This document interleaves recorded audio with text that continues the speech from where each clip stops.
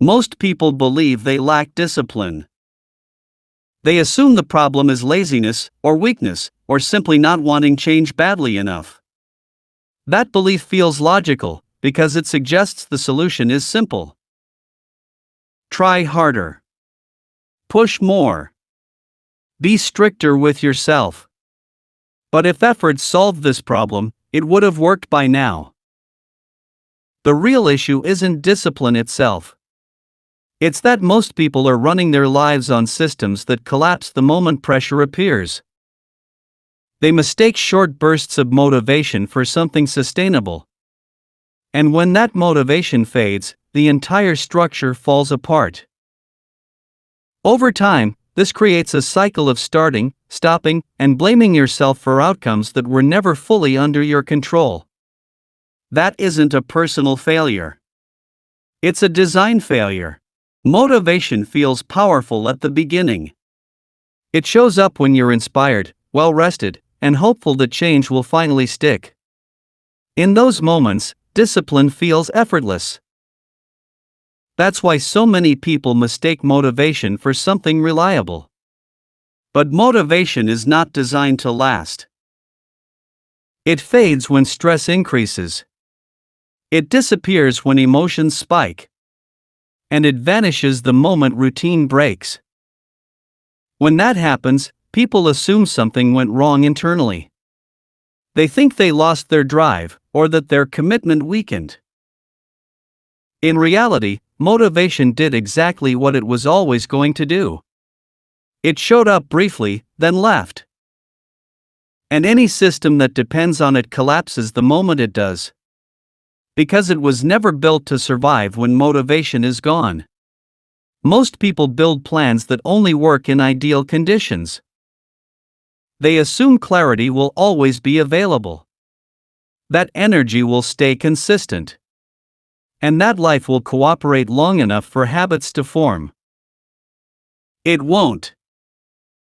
Pressure changes how the brain works. When stress rises, the brain stops optimizing for growth and starts optimizing for relief. Comfort replaces progress. Familiar habits take over. This isn't a character flaw. It's biology. Under pressure, the brain prioritizes what feels safe and familiar, not what moves you forward. Any system that only functions when life is calm will fail the moment life isn't. Because it was never designed to operate under strain. This is where willpower is expected to save the day. When motivation fades and plans break down, people tell themselves they just need more self-control. But willpower isn't strength. It's a battery. Every decision drains it. What to eat, whether to work out, whether to stay focused or escape. By the end of the day, that battery is depleted. And when willpower runs out, the brain doesn't choose what's best. It chooses what's familiar.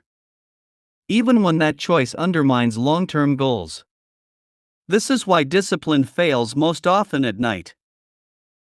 After long days, stress, or emotional load.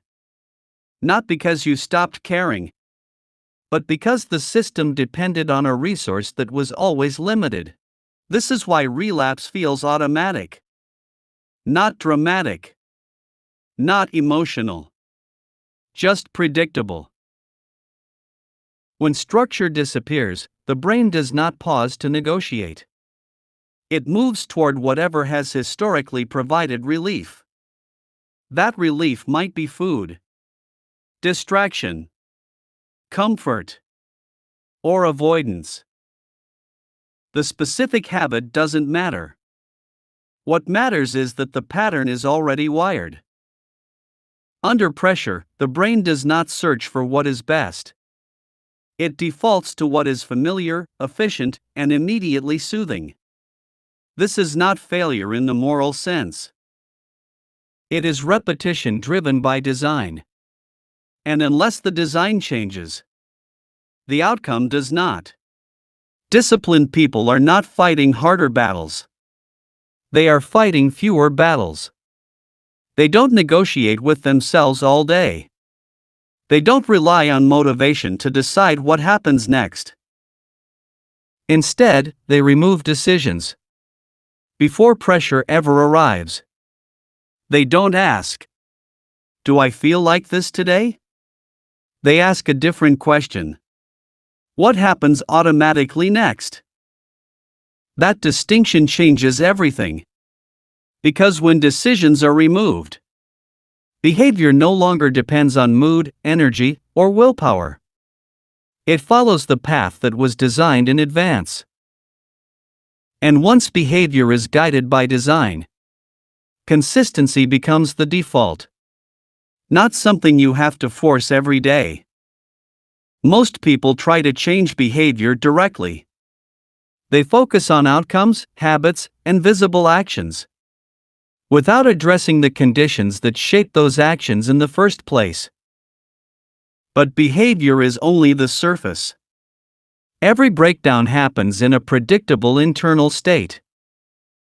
When someone is tired, overstimulated, or emotionally activated, the brain automatically shifts priorities.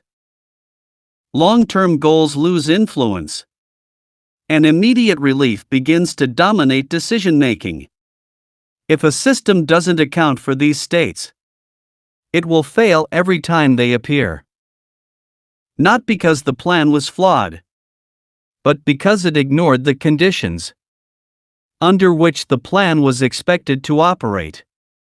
And those conditions show up far more often than people like to admit. Strong systems assume bad days will happen. They don't rely on high energy, perfect focus, or ideal circumstances in order to function. They are built to operate when those things are missing. Low energy days, distracted days, emotionally heavy days.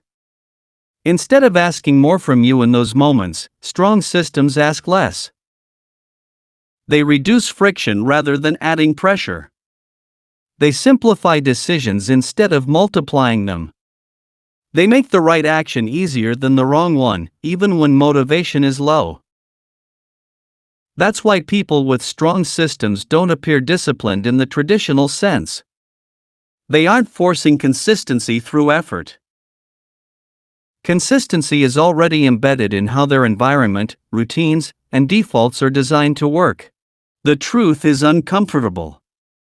If your discipline collapses under pressure, it isn't because you're weak, lazy, or lacking character. It's because the system you were relying on was never built to survive pressure in the first place. Most people try to fix this by becoming stricter with themselves. They add rules. They add expectations. They add force. But force is fragile. It works briefly, then fails when energy drops or life intervenes. What actually works is design. Design removes decisions before they become exhausting.